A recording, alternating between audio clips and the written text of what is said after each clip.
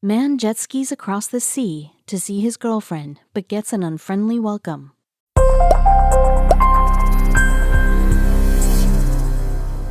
How far would you go for true love? Dale McLaughlin jet skied 25 miles across the open sea from Scotland to the Isle of Man just to see his girlfriend. But once he landed, he was met with a presence that was none too pleased to see him. Dale showed us that there are certain risks to being a romantic in 2020. When Dale McLaughlin found love, he held on tight. Years before meeting his true soulmate, the Brit fell for classmate Corin Hastings. They had 2 children together before going their separate ways. But that was fine because Dale soon met a woman he would do anything for. The wonderful meeting occurred when Dale was working on the Isle of Man as a roofer. It was an ordinary job until he came across Jessica Radcliffe. They soon fell in love, but found that staying together wasn't that easy. Living on the mainland, Dale had to cross the Irish Sea whenever he wished to see his lady love. In normal times, there was a simple solution, a regular ferry to the Isle of Man. But with the 2020 pandemic, that transit option was docked indefinitely. On a clear day, he could see the Isle of Man jutting out above the sea. It was only 27 miles away. Jessica was more or less stuck on the island, but Dale got to thinking, why couldn't he just make the trip to see her? The roofer made a big investment of both time and money. Dale woke up around 8 a.m. on December 11th and drove to Scotland's west coast, where he purchased the jet ski the day before. From there, he got his engines roaring. Though by no means an expert navigator, Dale figured the journey would take him 40 minutes. He thought he would be there and back before anyone could possibly notice, but the roofer's calculations were way off. On top of that, he was ignorant of some serious dangers. Reports from the Scottish Sun said that Dale had no idea how to swim or ride a jet ski.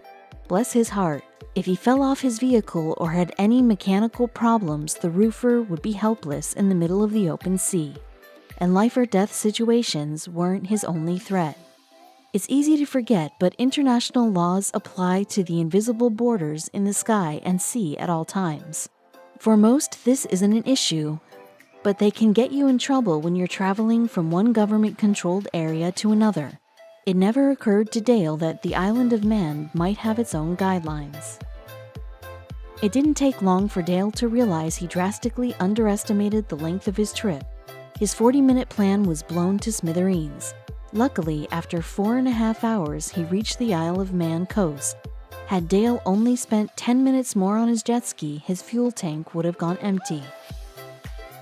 From there, Dale drove to the northeastern tip of the Isle of Man, ending up in the town of Ramsey around 1 p.m., with only a few minutes to spare.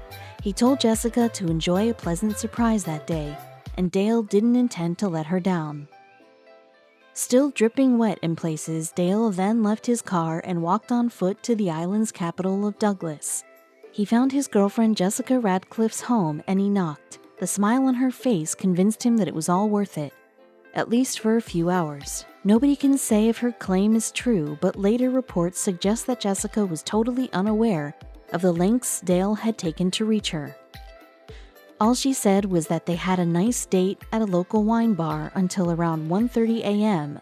on December 13th, but the good times soon ended. Of course, he was gone for so long that people couldn't help but notice. Dale's excursion soon became classified as a disappearance, and authorities began formal search and rescue missions, assuming the worst. Naturally, police reached out to his girlfriend, Jessica.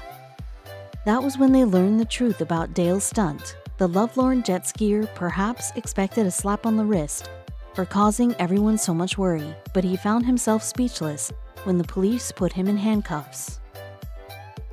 Dale hadn't been aware, but since the COVID-19 outbreak, the United Kingdom had imposed strict guidelines regarding visitors between its islands.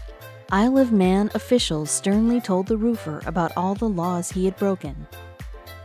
The Isle of Man is in a very different situation to the United Kingdom and many other countries in relation to the coronavirus, said a statement from Isle of Man Chief Minister Howard Quayle. Our community has worked together to contain and eliminate the virus to protect those most vulnerable to COVID-19, Howard continued.